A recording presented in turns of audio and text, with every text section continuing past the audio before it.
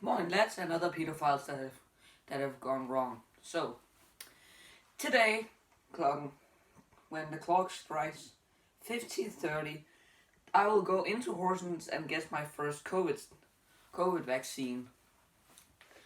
But it's not that I'm gonna talk about. I'm gonna generally talk about the history with COVID here in Denmark. So the COVID actually started in February 2020, where it first began in February and then it all went around. When we got to May, we were sent home for the first time to not be studied in school, but at home, where we would bring our computers and other things that we needed to do to make the school work. Well, outside of the school, but it came with some problems. But and some of those problems were internet. Internet was often a problem when different people's internet actually got shut down and couldn't be used, so they had to resort to other things. And then some weren't actually respecting the things, like someone didn't have their clothes on. I'm not pointing at anybody. I'm not cussing at you, but it actually fell apart. Alright, so we stayed home at about, what was that? About a little month, and then we came to school again. But this time heavily restricted, where we needed to be separated instead of 2 classes to 3 classes. At very specific, with very specific set of people.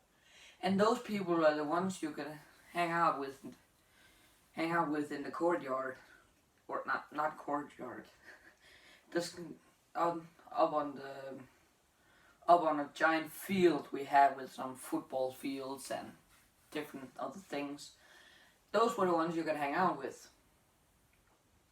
And then the COVID actually died down because we got into the summer half year, and then the restrictions were lifted, but we still needed to wash our hands daily, and every time we went to the toilet before we'd grab our lunch boxes. So that goes good, actually.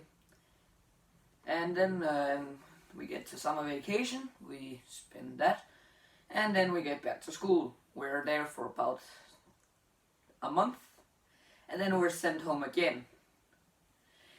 And it's just, yeah, I understand that it's for our own safety and the teacher's safety, but we have just gotten back from summer vacation. We wanted to socialize with our friends and just learn what the other of us did in their summer vacay. So, and then we get back to Christmas time, where we are in school to the 20th of December, and we get what is called Christmas vacation. So,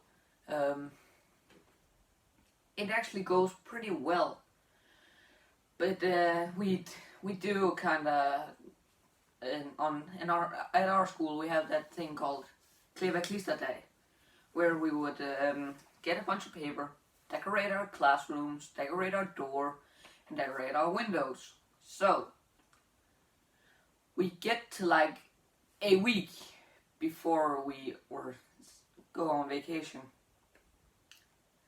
we got sent home. Yeah, like on the day we got to know that, we ripped the class of every decoration ever.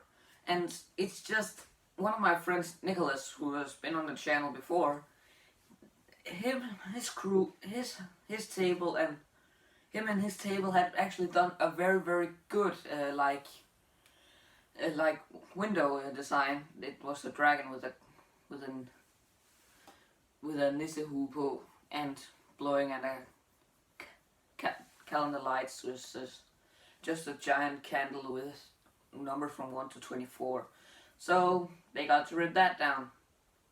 Yeah.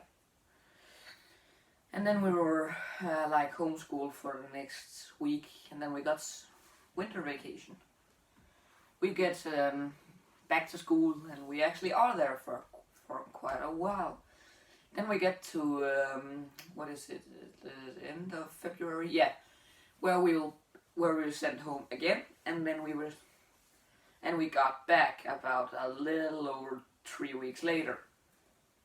And then we get around to the Easter vacation, where we were still sent home, but we the last day was a day where we would bake the thing that is called egg nests, which are these bun-like things with a chocolate egg in the middle, which I failed miserably at.